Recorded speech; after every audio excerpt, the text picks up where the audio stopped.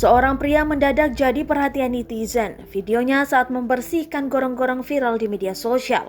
Salah satunya yang diunggah oleh akun Instagram @top_world.idn. Video tersebut memperlihatkan seorang pria rela turun ke bawah jalan. Ia membersihkan gorong-gorong dengan mengangkat sampah yang ada di dalamnya. Tak hanya itu, ia rela tubuhnya hitam karena terkena air gorong-gorong. Seluruh badannya masuk dalam gorong-gorong yang begitu sempit. Ia mengambil satu persatu sampah yang menyumbat gorong-gorong tersebut. Bersama seorang rekannya yang memantau jalan, ia pun membersihkan gorong-gorong itu. Tak peduli seberapa banyak kendaraan yang lalu lalang, ia rela masuk tanpa pelindung. Hanya mengenakan baju kaos dan celana yang melekat di tubuhnya. Salah seorang netizen pun berceletuk jika pekerja pembersih gorong-gorong tersebut harus digaji lebih dari gaji anggota Dewan Perwakilan Rakyat.